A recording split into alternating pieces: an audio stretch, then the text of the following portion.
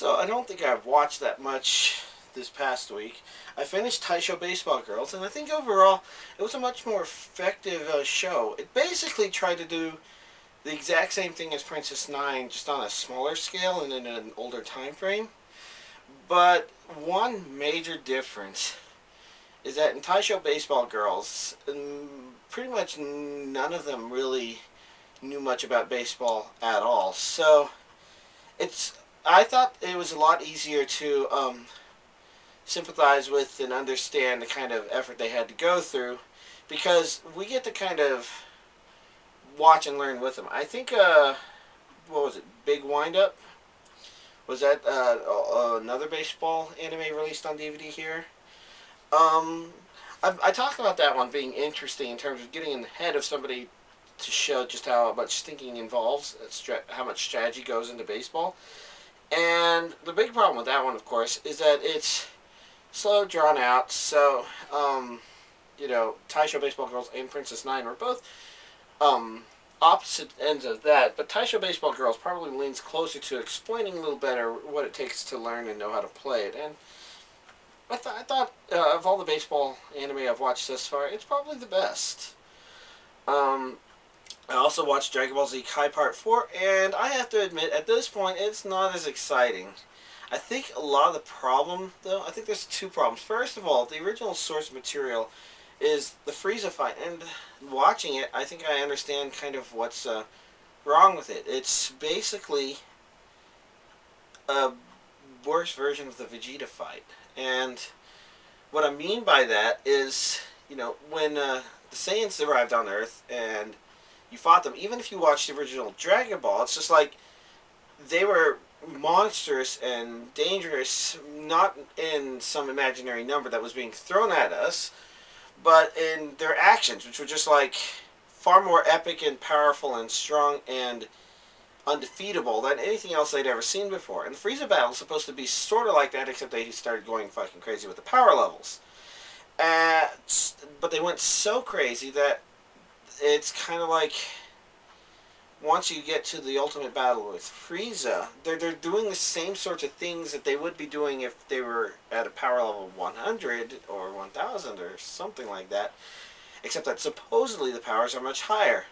The most silly thing, of course, being that Frieza goes from this, in his fourth form, goes from this neat, sleek thing who looks fancy, almost futuristic or something like that, into this muscly thing that looks more like a henchman that you'd expect to see in one of the Dragon Ball Z movies.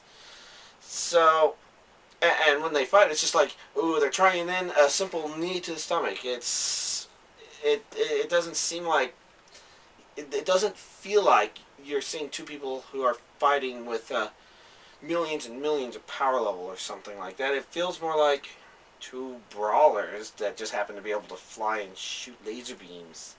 Slow moving laser beams.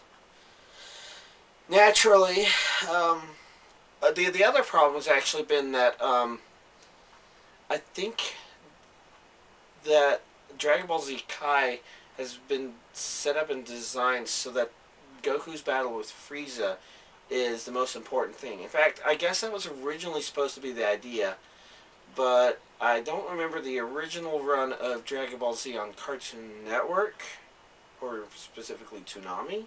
I don't remember that one actually hinting at Frieza stuff as much as Kai did. I think Kai dropped a couple hints in there, but if you're familiar with Dragon Ball Z, the original, and you're watching Kai, then none of that's a real surprise. Anyways, I guess what I'm getting at is, since the Frieza battle is so important to the Dragon Ball Z saga, it feels like there's stuff they probably could have cut out still to improve the pacing better, but they chose not to. Good examples is when it cuts to everybody else who's not a part of the battle and they don't actually do anything related to the battle anymore.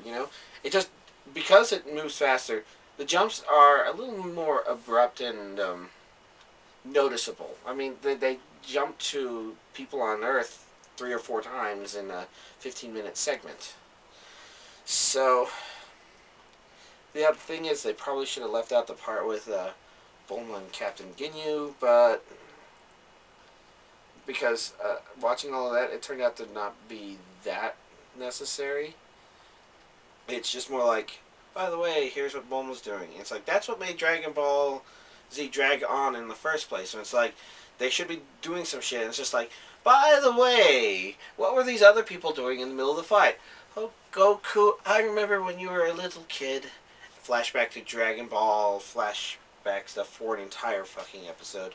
You know, it was crap like that that made it worse. And it's definitely been toned down a lot in Dragon Ball Z Kai and cleaned up a lot. But it felt like there was still a lot of room for them to improve. And at the same time, it feels like the animation, and they're probably, since they're reusing the old animation, cleaning up and whatnot, I can understand why they wouldn't want to do the work of do work similar to what Gainax did with Evangelion 1.11, namely not only taking the source material and cleaning it up, but also improving it. So the battle against Goku and Frieza feels like it's a lower budget, jerky, etc.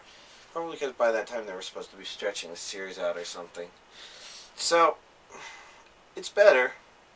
It was easy to tolerate getting through it, although I admit that I did take a break between the discs to go back and finish Taisho Baseball Girls. That's Dragon Ball Z Kai Part 4. And I guess the part that's most exciting about it is, you know, it's not the most exciting one, but we're pretty much on the other side of it, and since I looked on NADB and it looked like they cut the Garlic Jr. episodes, which were an even bigger annoyance, that pretty much means that what comes next is the Android Saga, and that was pretty damn cool. So it's a transition from the cool stuff earlier to seeing if the Android Saga is equally entertaining in Dragon Ball Z Kai compared to the older Dragon Ball Z Kai stuff.